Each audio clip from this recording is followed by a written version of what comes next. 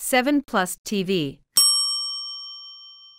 Bonjour à tous. Nouvelle production estampillée 7plus TV. On parle musique numéro 2. Après un peu d'histoire et les bienfaits de voilà, De la technologie. dans la musique qui nous amène du clavier tempéré au métronome au home studio dans les années 90. Voilà, c'est la continuité logique et ce vers quoi beaucoup se tournent désormais. Hein. Oui, on peut dire que ça c'est quand même beaucoup. Enfin, ça commence dans les années 90, mais ça explose vraiment à partir des années 2010. Ouais. Et finalement, c'est quoi? Quel est le facteur tout bon, tout con? C'est juste la puissance de votre PC en fait. Le moment où les PC sont assez puissants pour pouvoir tout numériser sans trop de latence. Ouais, avoir une carte son aussi qui coûte pas un bras. Oui.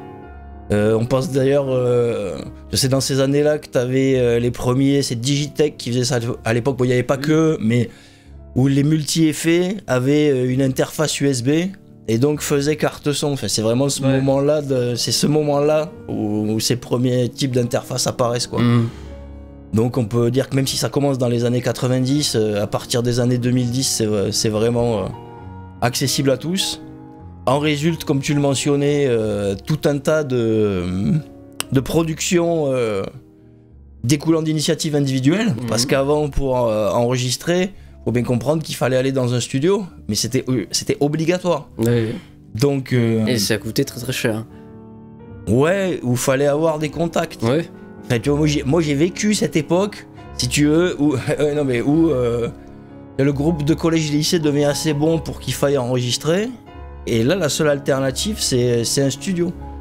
Et donc, en l'occurrence, c'était une star de la variété, tu vois, qui avait son studio chez elle, tout simplement. Et comme le fils était dans le même lycée que nous, on avait pu y aller un week-end et accéder à un studio. Mais il n'y avait pas de... comme vous pouvez faire aujourd'hui, limite, avec un enregistreur, voire un téléphone si le son passe.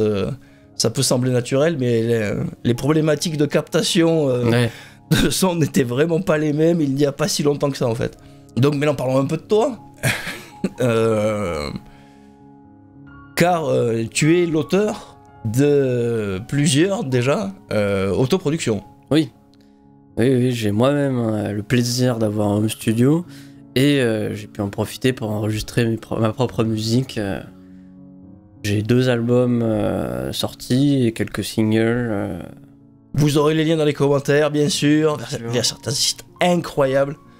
Du coup, on va pouvoir discuter un peu du home studio. Ouais, ça nous a semblé intéressant de répondre aux questions que tout le monde se pose, puisque donc tu en es à 2 albums quand même, ce qui fait, c'est pas rien, c'est un certain travail, donc tu commences un peu à savoir de quoi tu parles. Est-ce que tu pourrais faire un peu d'abord pour que tout le monde comprenne un peu d'où ça vient, nous rappeler tes premiers pas, comment ça s'est fait en fait, entre guillemets quoi. Ouais, bien sûr, à la base évidemment j'ai commencé la guitare adolescent à jouer du blues rock comme tout le monde, et puis j'ai découvert le métal, puis le métal extrême, le métal progressif, et en progressant à la fois dans mes goûts et dans ma technique, et j'ai voulu composer, et puis après naturellement j'ai voulu enregistrer. Donc je me suis tourné vers le monde du home studio parce que j'avais envie de pouvoir faire ça tout seul dans mon coin sans avoir à dépendre de personne. Et c'est la problématique de beaucoup de monde. C'est vraiment beaucoup plus confortable d'avoir son propre home studio, de pouvoir tout faire soi-même et de pouvoir le faire quand on veut. Oui, mais il y a une histoire de groupe aussi quand même au début qui déclenche un peu tout ça. Bien sûr. Donc il y a du facteur humain, c'est ça que je veux dire, il y a de l'émulation humaine, la fameuse. Et donc j'ai au fil des années construit mon studio en achetant du matos, etc., en essayant des trucs. Mais j'avais pas encore enregistré quoi que ce soit, ça faisait quelques années que je me penchais sur le sujet. Et j'ai eu une histoire, j'avais été dans un petit groupe à l'époque qui voulait enregistrer un EP Et donc on s'est lancé dans ce projet d'enregistrer un EP rapidement sous quelques mois. Et donc comme j'avais le matos et que j'étais un peu informé sur le sujet, ça a été ma tâche de gérer les enregistrements et le mixage, etc.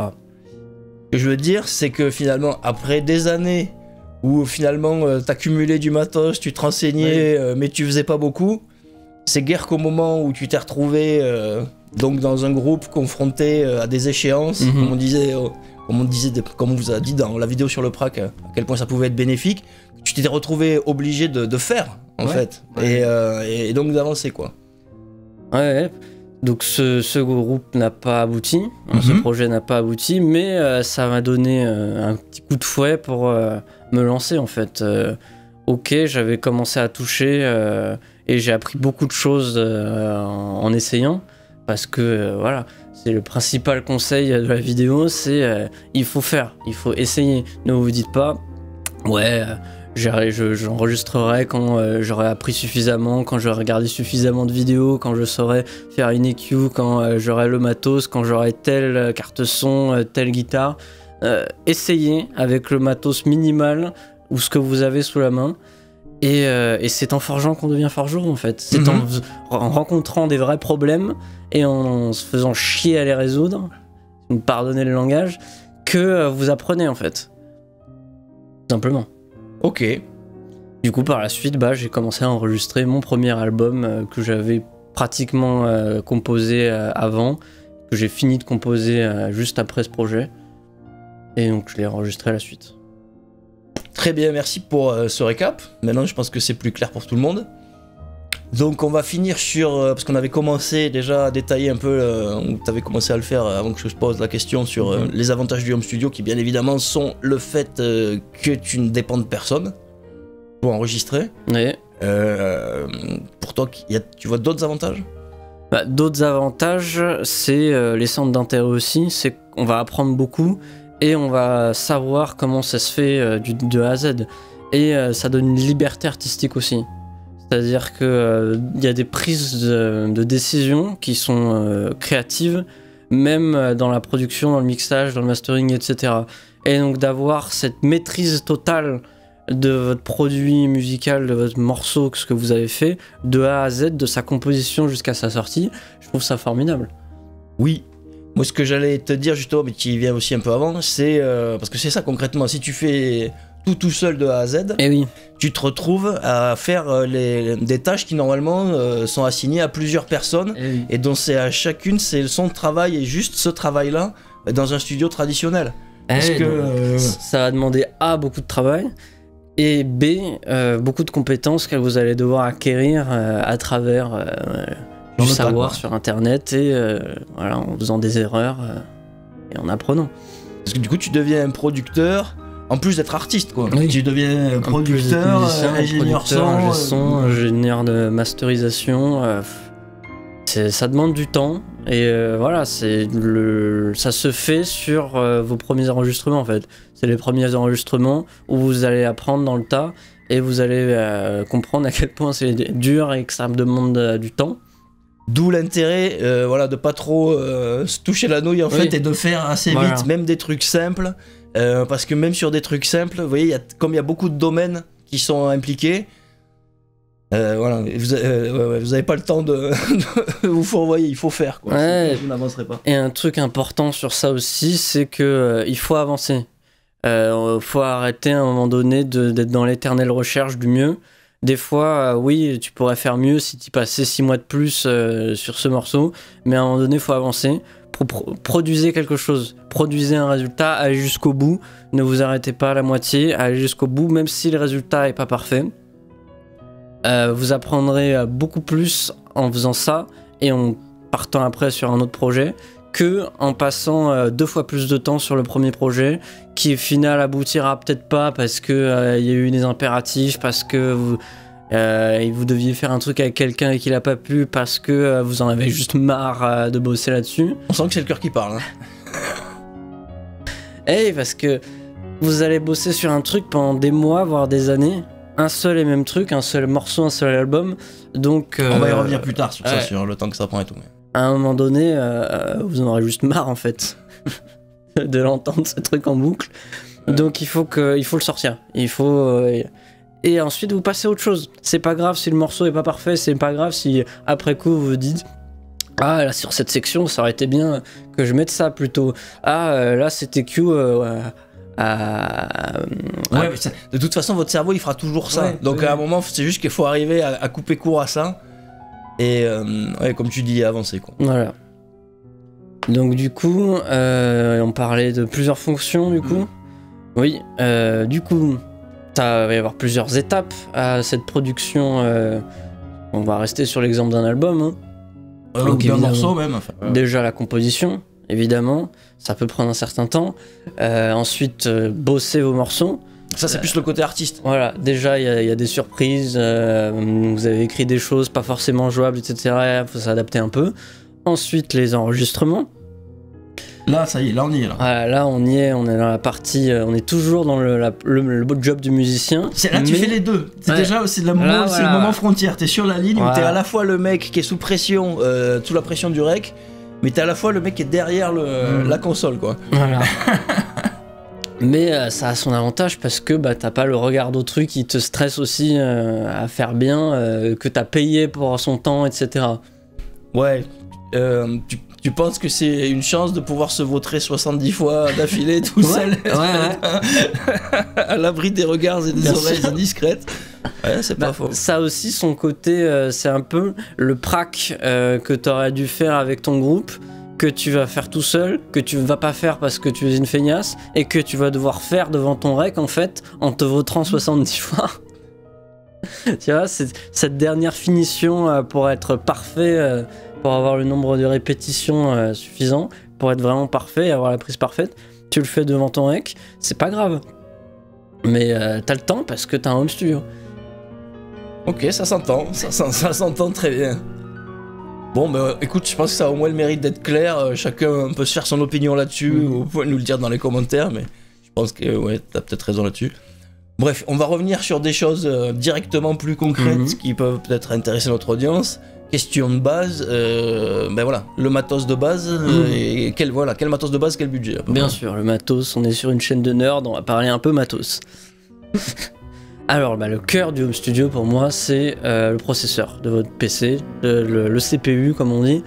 Ça va être vraiment le truc le plus important qui va être limitant pour vos projets. C'est le truc que vous devez choisir dès le départ. Parce que c'est le truc qui va vous permettre d'enregistrer, de mixer. Ça va être un gros facteur limitant. C'est pas une excuse de gamer ça? Pour avoir un gros PC? Non, parce que le gamer il va plutôt avoir une grosse carte graphique, tu vois. Donc, le processeur, si vous devez mettre de la thune dans quelque chose sur votre ordi, c'est le processeur. Mais franchement, de nos jours, vous n'avez pas besoin de mettre des milliers d'euros dans un PC pour qu'il permette d'enregistrer de la musique. Hein. Ok, donc un bon pros, RAM quoi? RAM à minima 16 Go. Ah. Voilà, mais bon, de nos jours, tout le monde a un PC gamer, 16 Go, c'est pas fou. Je ne sais pas. Donc du coup, ouais, carte graphique OZEF. Carte graphique OZEF. Aucun intérêt. Quel autre élément clé de la config? Deuxième élément clé, la carte son, évidemment. Acheter un truc correct, mais vous n'avez pas besoin d'y mettre un rein non plus quand vous commencez. Je dirais d'y mettre dans les 200 balles. Autour de 200 balles. Une petite occasion là? Ouais, peut-être d'occasion, pourquoi pas. Mais essayez de pas acheter un truc vraiment cheap, carte son à 50 balles. Non plus, ouais. J'ai expérimenté les cartes son d'occasion qui coûtent quelques billets et c'est vraiment un enfer. Ne faites pas ça. Achetez directement un truc utilisable que vous n'allez pas balancer à la poubelle. Mais il n'y a pas besoin d'y mettre des centaines d'euros. Carte son à plus de 1000 balles, c'est overkill complètement, surtout pour un projet débutant d'un guitariste. Est-ce qu'on cite les Focusrite peut-être pour débuter? Ouais, voilà. Ce genre de choses. Évidemment, c'est une marque très populaire, hein, les Focusrite. Attention d'acheter un truc à au moins de la 3e génération parce que les autres avaient des défauts de gain. Mais voilà. Évidemment, si vous avez la thune et que vous nerdez un peu, vous pouvez acheter un truc mieux, un peu plus cher, c'est pas gênant. Toujours évidemment, au moins une entrée, mais 2 c'est bien. Généralement, c'est ce qui se passe sur les cartes son, il y a toujours 2 entrées. Et voilà. Hein. Ok, donc après le PC et la carte son, vient le moment de restituer tout ça, et donc peut-être les enceintes. Bien sûr, les enceintes. C'est capital d'avoir une bonne paire d'enceintes de monitoring, hein, pas des enceintes hi-fi, parce qu'il faut que la réponse soit, comme on dit, flat.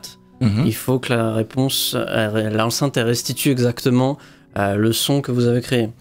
Donc, il y en a des très très bonnes, hein, il y en a plein, et il n'y a pas besoin d'y mettre non plus des milliers d'euros. Hein. Les enceintes de monitoring, ça coûte pas si cher que ça.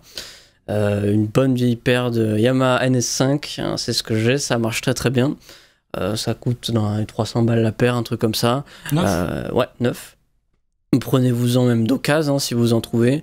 Mais il y a plein d'autres marques qui marchent très très bien. Hein. Franchement, vous n'avez pas besoin d'y mettre beaucoup d'argent sur ça. Mais c'est important d'en avoir.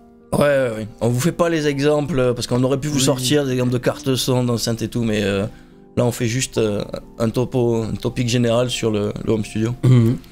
Certains diront que vous n'avez pas besoin d'enceinte et qu'un bon casque ça suffit. Ouais. Je suis pas d'accord. Pour moi, l'enceinte est bien plus importante que le casque. Le casque, on peut faire sans.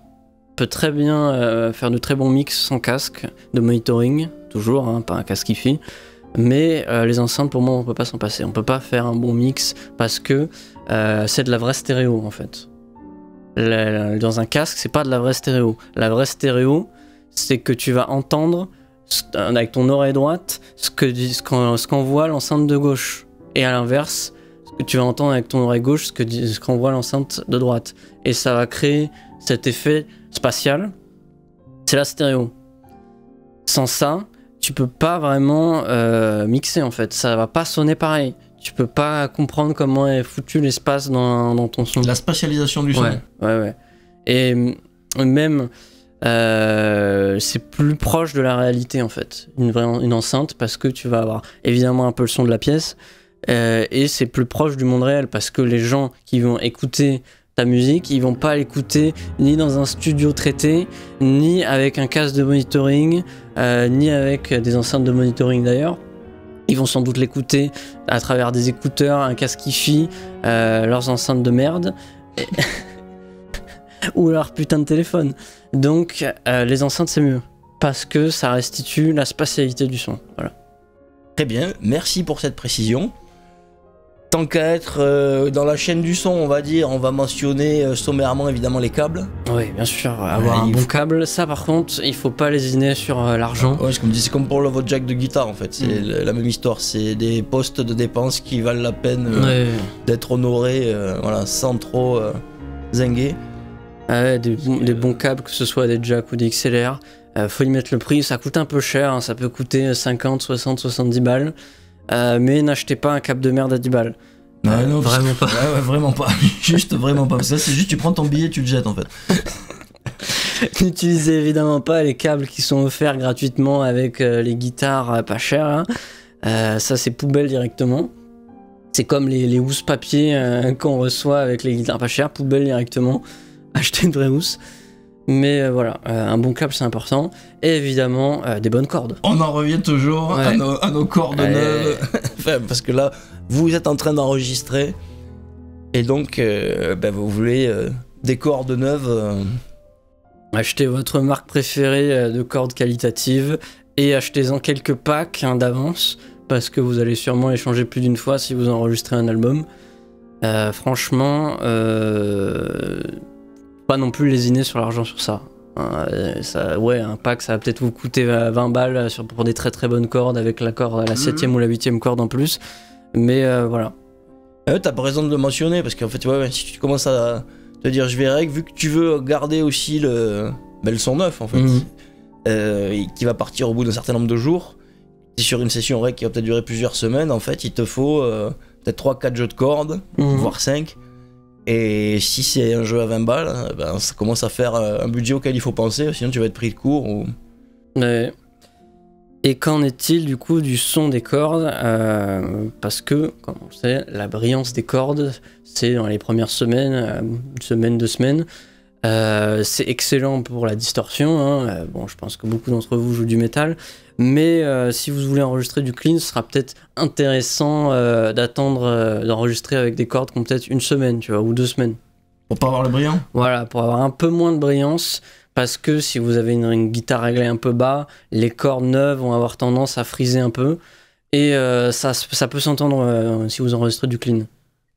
Ouais, mais après c'est aussi une question de goût. Il y a des gens, ils aiment beaucoup juste le son des cordes neuves, il y en a, ils le kiffent moins. Ouais. Pareil pour les bassistes. Mais si tu kiffes pas le son des cordes neuves, a priori là t'auras pas à en changer.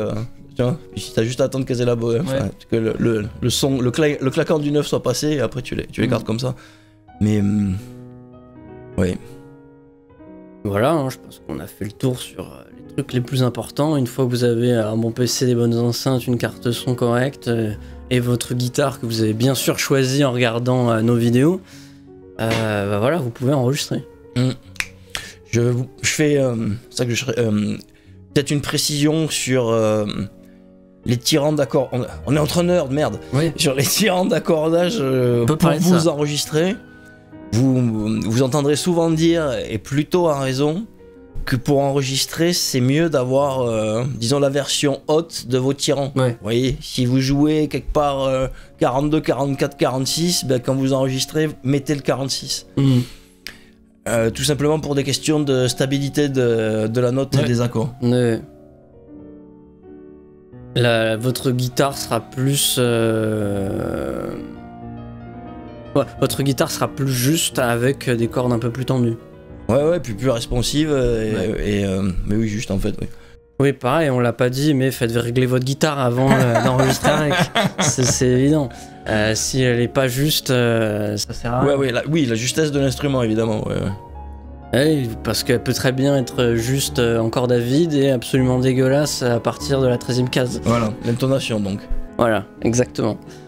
Oui, on n'a même pas songé à le dire, parce Oui. que ça semble un peu évident. Tu vas pas enregistrer avec un instrument qui est pas bien réglé. Mais bon, on le dit quand même, des fois que... Là, on a un peu fait le tour des bases, j'ai envie de dire. Toutes les bases sont couvertes. On part bien sûr du principe que vous êtes guitariste, hein. Évidemment, c'est pas la même chose si vous êtes chanteur, batteur... Oui, bah, ça sera pas le même équipement, quoiqu'il y a des choses qui restent vraies par rapport au PC, à la carte son, etc. Ensuite, il y a la question, on nous pose la question souvent de traitement acoustique, isolation. Quelles seraient tes recommandations ou de ton expérience? Alors déjà, c'est quoi la différence entre le traitement acoustique et l'isolation acoustique? Parce que c'est pas la même chose et beaucoup de gens se trompent et inversent. L'isolation acoustique, en gros, c'est pour éviter à vos voisins d'entendre vos cris de porc quand vous enregistrez votre album de black metal. Et à vous de pas entendre vos voisins non plus quand vous enregistrez votre album de black metal. Le traitement acoustique, c'est pour la qualité du son de votre pièce. Ce n'est pas de l'isolation, ça n'empêchera pas vos voisins de vous entendre. C'est vraiment pour enregistrer un joli son. C'est pour éviter l'écho, c'est pour éviter que votre pièce ait créé des basses fréquences, etc. Et ça va être très intéressant quand vous enregistrez du coup quelque chose d'acoustique. Du chant, de la guitare acoustique, de la batterie, j'en sais rien, de la flûte, ce que vous voulez, mais quand vous utilisez de manière générale un micro. Si vous enregistrez de la guitare, ça ne sert à rien. Vraiment, ne commencez pas à commander sur Thomann des bass traps et de la mousse acoustique, ou à garder des boîtes de... Les fameuses. Ça ne sert à rien, c'est un mythe, mais bref. Si vous juste enregistrez la guitare, ça ne sert à rien. Pareil pour le mixage. Beaucoup de gens vous diront pour mixer il faut avoir du traitement acoustique dans la pièce. C'est un peu surfait. Comme je le disais tout à l'heure, dans la vraie vie les gens n'auront pas de traitement acoustique pour entendre vos morceaux. Donc vous pouvez très bien les mixer dans un environnement avec une acoustique qui n'est pas parfaite. N'enregistrez pas non plus dans un hangar. Pour avoir une acoustique correcte, tu vois, pas dans une pièce de 30 mètres carrés full carrelage. Mais pas non plus une chambre anéchoïque, quoi. Faut pas exagérer. Faites avec ce que vous avez. Si vous voulez coller 2-3 plaques de mousse acoustique pour la bonne conscience, vous pouvez. Mais c'est pas ça qui va décider de la qualité de votre album. Ouais, donc pour toi de toute façon c'est pas... À moins d'être dans un environnement particulier, c'est Oui. pas un paramètre primordial, quoi. Non. Ok. On peut enchaîner aussi sur, vu qu'on est dans ce moment de, entre guillemets où il y a les deux, qu'il y a le débat donc digital versus non, numérique versus analogique, pardon. Oui, bien sûr. Numérique versus analogique. Numérique versus analogique. Moi, je suis plutôt numérique, évidemment. Je suis un enfant du home studio, donc numérique, modélisation, tout ça, plugin. Mais les deux ont leurs intérêts. Un bon vieil ampli analogique qui vous aura coûté une couille va sonner quand même un peu mieux. Hein, faut pas se mentir. Rien ne remplacera quand même un gros ampli avec une bonne galette dedans. Mais faut comprendre que tout le monde n'a pas le contexte pour enregistrer ça. Ouais, voilà, c'est ça. Parce que voilà, ça se pousse à un certain volume. Et oui, il y a des astuces qui existent pour diminuer le volume, atténuer les amplis, mais c'est une idée de merde. Ouais, c'est pas la bonne. Enfin, c'est pas ce que vous recherchez de toute façon. Je vais vous expliquer pourquoi. Parce qu'un ampli, ça a son son optimal à un certain volume. Faut le pousser un petit peu dans les watts pour qu'il ait vraiment son caractère. Ouais. Et en général, l'astuce, c'est il faut que le speaker, la galette, elle vibre. Elle commence à vraiment vibrer pour qu'on ait le volume idéal. C'est pour ça que vous voyez dans les studios professionnels que les amplis sont dans une pièce séparée de l'ingé son, hein, parce que il va pas blaster ces trucs à balle juste à côté de ses oreilles. Ouais. C'est très fort le volume optimal. Donc tout le monde n'a pas cette chance, ni les moyens de se payer ce genre d'ampli. Donc le digital, ça marche très bien aussi. Surtout que de nos jours, on fait vraiment des trucs qui sonnent très propres, très pro, et Le numérique. ouais, qui sonne vraiment très proche de l'original, on va dire. Mais moi je trouve, tu vois, c'est toujours con, mais c'est surtout moi ce qui m'emmerde, c'est les gens qui ont vraiment tendance à systématiquement opposer les deux. Ouais. On a la chance d'avoir les deux qui fonctionnent bien, les deux se marient bien, et vous avez plein de guitaristes très compétents qui utilisent en fait un peu des deux. Donc, comme toujours, le choix c'est votre budget, vos oreilles, et c'est sûr que le numérique c'est énormément démocratisé, parce que justement il enlève ces contraintes de gros amplis, grosses enceintes, forcément jouées à gros volume, qui sont pas vraiment compatibles avec la vie domestique moderne en fait. Et le budget aussi.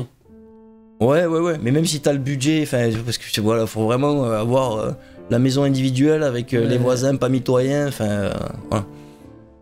Donc voilà pour... En fait, c'est pas un versus, c'est plutôt un peu... Qu'est-ce qui est optimal pour votre contexte, pour ce que vous avez et là où vous êtes en fait.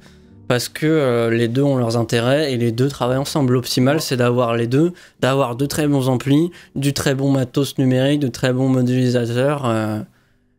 Vraiment, c'est d'avoir les deux en fait. Mais, ouais, voilà. Mais je veux dire, vous interdisez pas de penser comme ça en fait. Tu peux très bien rentrer, avoir une pédale analogique en entrée de ton signal avant de passer dans du numérique. Ouais, tout à fait. C'était juste pour ça. Dans les... Pareil, les duels de la mort, il y aurait le Mac versus Windows. Ah oui. Bon, est-ce qu'on en parle? Non, on va pas le faire. Franchement, on va pas le faire, les gars. On vous laisse vous enflammer dans les commentaires. Voilà. Non, là pour nous, ça sera non merci aujourd'hui. Écoute, là, je pense qu'on est pas mal. Comment dire, on a fait à peu près le tour de l'installation, on va dire. Maintenant, on peut revenir sur ton expérience. Ouais. Vu que t'as quand même 2 albums au compteur maintenant. Et donc, juste plus te demander, tu vois, des retours concrets d'expérience, on va dire. Donc, moi, j'avais noté le stress du rec, mais apparemment, t'as déjà répondu. Ouais, bah évidemment. On est toujours, comme on l'avait dit dans une précédente vidéo, on est toujours le roi du monde quand on joue tout seul dans sa chambre. Mais dès qu'on se retrouve face au rec ou face à des vrais gens, c'est une toujours tout seul face au rec, c'est déjà beaucoup plus dur. Dès qu'on voit la petite pastille rouge, là, d'un seul coup, nos compétences s'effondrent. Parce que, voilà, on sait très bien que ce qu'on joue, ça va rester gravé sur bande. Et si on fait une erreur, bah, elle va rester là. Donc, il va falloir recommencer encore et encore. C'est là l'avantage du home studio, ça réduit un peu ce stress du rec. Mais il est toujours un peu là. toujours un peu là, mais comme tu dis, au moins tu peux te vautrer 70 fois tout seul dans ton coin. Et ça, c'est plaisir, ça, c'est cadeau.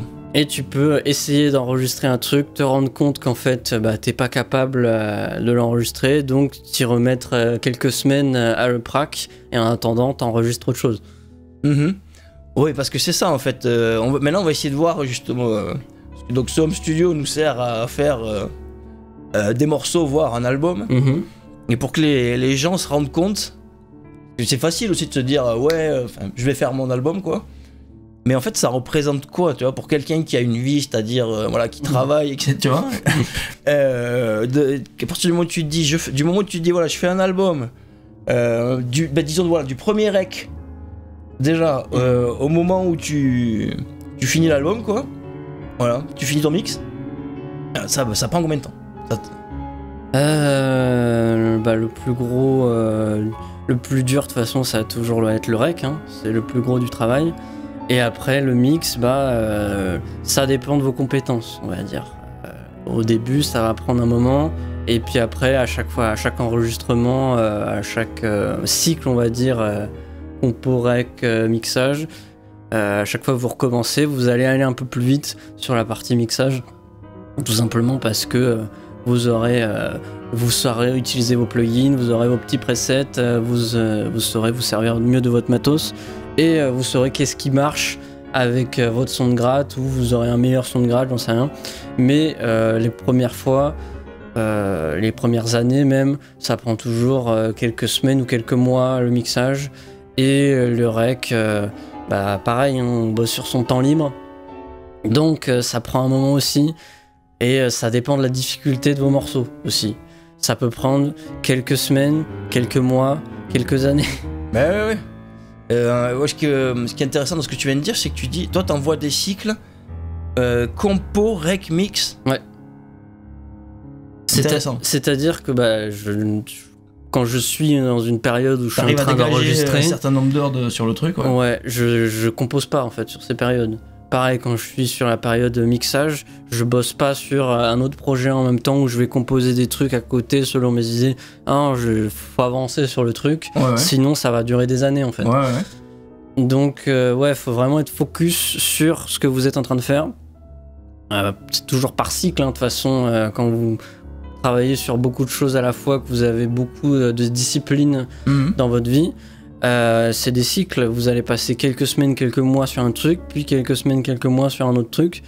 Et je vois ce que tu veux dire, mais c'est pas parce que du coup, au fur et à mesure que tu fais ça, entre guillemets, quand le cycle il se reproduit, t'as un peu pexé partout, et au fur et à mesure, l'album il s'écrit. Et il s'écrit et il se produit. Ok. Et donc on comprend, parce que tu vas s'en donner parce que la question dans l'absolu, combien de temps, elle veut rien dire, tu vois, mais c'est juste pour que les gens réalisent que déjà si t'arrives à faire une session, comme tu dis, un cycle, là c'est une dizaine d'heures, que cette dizaine d'heures, si t'arrives à la trouver sur un mois, dans une vie normale, c'est déjà beau. Pour donner une idée, par exemple, mon premier album, il m'a pris à peu près 1 an, à partir du premier rec jusqu'à la sortie de l'album. Et le deuxième, il m'a pris peut-être 1 an et demi, parce qu'il y avait aussi plus de morceaux, parce qu'il y avait... plus élaboré, il y avait du chant dedans, j'ai fait participer d'autres gens un peu sur certains morceaux, etc. Ça a pris plus de temps. Mais voilà, c'est la durée à peu près que ça me prend à faire tout seul, de A à Z, à peu près 1 an, et je compte pas le temps de composition, évidemment. Et oui, parce que là, moi j'ai bien dit juste du premier rec à la fin du mix, mais ça finalement, ça c'est pas tout le temps. Il n'y a pas tout le temps de compo, il y a pas, avant de rec, forcément, t'as prac tes plans, donc il y a ce temps-là aussi. Parce que le temps de compo, en fait, il veut rien dire. Ça peut très bien être un morceau que tu as commencé il y a 5 ans et que tu as fini il y a 2 mois et que tu as bossé un peu de temps en temps, mais pas trop. Et un jour, tu le finis, tu dis tiens, si je l'enregistrais. Ça veut un peu rien dire, tu vois, pour la composition, parce que c'est créatif. Ouais. Ce que tu veux dire, il y a une partie aussi qui se fait au fur et à mesure. Quoi. Et c'est quand en fait, c'est moi mon signal où je me dis je vais enregistrer un truc, c'est quand j'ai un truc qui est fini, où je vois que il y a une cohérence et que je me dis je peux jouer ça, l'enregistrer. Ok. Bon, mais tous ces efforts, faut quand même parler de ça, on en a déjà parlé, mais tu vois, quand t'arrives au bout de ça, en fait, c'est encore mieux que... Déjà, quand t'as composé un bon truc, tu vois, mais quand en plus tu l'as enregistré, que tu l'as produit, etc., le sentiment d'accomplissement. Ah ouais, c'est incroyable. Hein. T'as tout fait tout seul, c'est toi, c'est ta patte de A à Z, et c'est fabuleux, je trouve.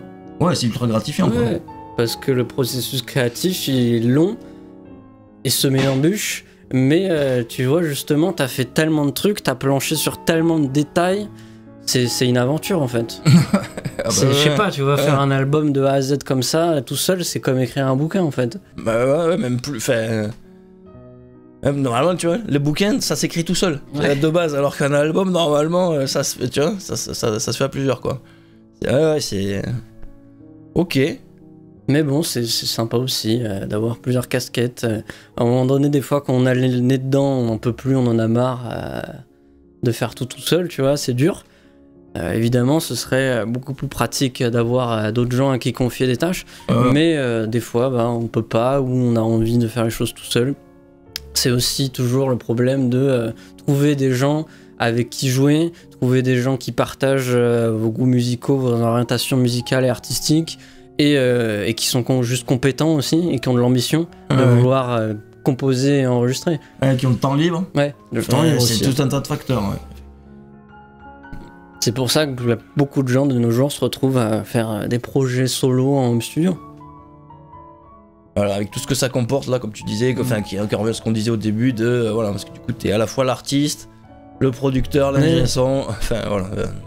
Ouais, parce que c'est pas tout à fait la même chose, les jobs se mélangent un peu, mais la production, je trouve que ça reste une partie vachement intéressante, et c'est une des parties que je préfère, je pense, parce que ça reste ultra créatif, mais t'es pas dans la performance, tu vois, t'es pas dans le stress du rec à essayer d'être au bout des talons au maximum de tes capacités. Mais je sais pas, tu vois, il y a un côté j'essaye des trucs et c'est rigolo. Parce que la production, en fait, c'est tout simplement choisir les sons, en fait, choisir les textures qu'il va y avoir dans ton morceau. Ouais, c'est le design sonore aussi. Ouais, c'est ça. Choisir est-ce que tu vas mettre un son en plus à cet endroit-là, un son d'explosion, j'en sais rien, tu vois, un miaulement de chat. Quel son de guitare tu vas choisir, quel lyre tu vas choisir, quel son de synthé, quel son de batterie, je sais pas. C'est vraiment une partie que j'apprécie beaucoup, la production. Ouais, mais là puis on est vraiment beaucoup plus dans le travail aussi de musicien. Tu vois, c'est le moment où tu vas plus loin que ton travail d'instrumentiste en fait. C'est-à-dire que là tu t'en as fait de la musique et cette musique-là tu l'as produit en fait. Parce qu'après la partie mixage ça reste beaucoup plus un métier de technicien en fait. Tu vois, c'est moins artistique, ça l'est quand même, mais c'est beaucoup moins artistique. Tu vois, il y a des règles, il y a des trucs qui marchent, d'autres qui marchent pas. Des fois, t'arrives à faire des trucs que tu pensais pas possible, mais grosso merdo, ça reste quelque chose de très technique. Bon, on peut parler évidemment, là pareil, toujours tant que on te demande ton retour, ton feedback en tant que artiste, auteur, producteur, autoproduit. Donc ça y est, t'as fait tout ça, t'as rec, t'as produit. Maintenant vient le moment de la promo, de la distribution. Ah oui. Bah écoute, un commentaire. Il se trouve que quand vous arrivez au bout de ce chemin long et tortueux, moi personnellement j'en ai un peu plein le cul. Je suis un peu fatigué, je suis un peu sur les rotules, parce que je rappelle qu'on fait ça sur notre temps libre, qu'on a un boulot à plein temps à côté, et t'en as un peu marre, et t'as juste envie de sortir le truc et profiter de la vie en fait. Passer à autre chose. Ouais, c'est ce que tu me disais aussi au début, genre tu l'as tellement écouté tant de fois là qu'il y a un moment où tu veux passer. T'es content de l'avoir fait, mais t'es content de passer à autre chose aussi. C'est ça, comme t'as fait toutes les étapes, tous les métiers. Tes morceaux, tu les as entendus 500 fois chacun, t'en peux plus en fait, tu veux plus les entendre. Alors que tu les aimes, tu les as fait avec tout ton cœur, mais t'en peux plus. Faut laisser le temps que ça se décompte. Et donc là, tu vois, t'as juste envie de sortir le truc et de dire allez, c'est bon, débrouillez-vous. Mais dans la vraie vie, ça ne doit pas se passer comme ça. Parce que c'est là l'étape la plus importante, en fait, si vous voulez que votre album il soit écouté. C'est ni sa qualité, ni votre super ampli à 3000 balles, ni vos nouveaux micros Lundgren qui vont compter. C'est la promotion, le marketing derrière la sortie. Et ça, spoiler alerte, la plupart des musiciens sont très très mauvais en marketing, moi y compris. Ouais, voire n'en ont rien à branler de façon totalement assumée. Donc voilà, la vie d'artiste, la vie de bohème, on se casse le cul à faire des super trucs et après on ne les promeut pas parce que bon, de toute façon, il y en aura bientôt un autre. Oui, bah, de toute façon après c'est le plus important, c'est la gratification personnelle d'avoir fait quelque chose en fait. Tant pis si ça marche pas, tant pis si vous avez pas, ça produit pas d'argent, si vous vendez pas des trucs. Ce que tu veux dire aussi, c'est que quand même, dans l'absolu, il y aurait un monde où vous êtes aussi censé être le marketeur voilà, de votre œuvre, de votre travail. Une casquette en plus. C'est une casquette en plus voilà, que vous êtes censé porter. Mais c'est tellement anti-artistique, je trouve, le marketing que c'est normal, j'ai envie de dire, que beaucoup d'artistes soient mauvais en ça. C'est ça. Ouais, c'est un peu ça, ouais. Ok. On pourrait peut-être faire une question pour la route d'Ark Sazukev. Dark Sazukev qui nous écrit pour nous dire salut la team, je viens d'enregistrer mon premier mix, il est nul à chier. Un conseil SVP. Un conseil, si je dois donner un truc auquel faire attention dans le mix. Ouais, les erreurs les plus le truc le plus important qui va définir la qualité d'un mix pour moi, on parle dans un contexte où on fait du métal, hein, bien sûr. Ok. C'est la batterie. Vraiment, avoir un bon son de batterie, une batterie qui sonne et qui est suffisamment en avant dans le mix, pas trop derrière, c'est vraiment super important en fait. Vous pourrez avoir un son de guitare à chier, personne n'en a rien à foutre si votre son de batterie il est incroyable. Ou si vous faites du black metal. Oui, si vous faites du black metal.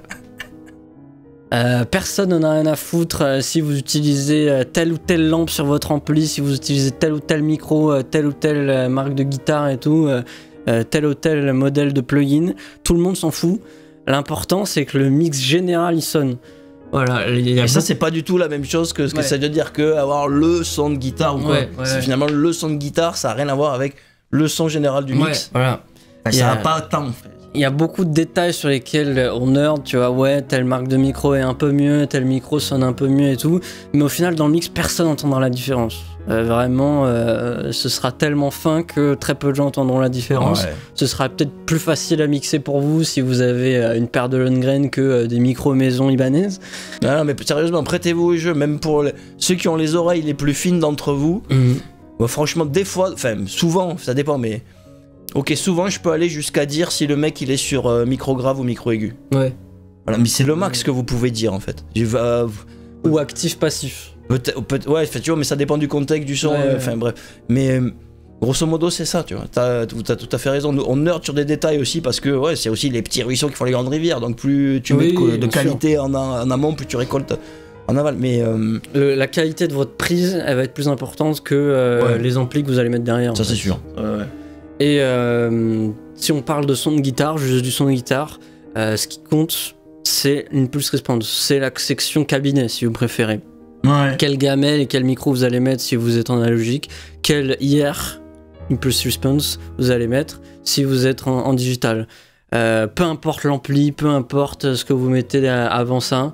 C'est vraiment ça qui va définir, c'est le filtre le plus important de son sur votre son de guitare. Voilà. Donc choper des bons IR plutôt que d'acheter des plugins hors de prix. Choper des bons IR, ça coûte pas très cher, il y en a plein qu'en font. C'est le plus important. Donc tu nous disais quand même que premier conseil, le son du kit de drums, le son de batterie quoi. Le son de batterie vraiment. Vous pouvez très bien avoir un mix excellent avec des sons de guitare dégueulasses, etc. comme j'ai dit tout à l'heure. Ouais.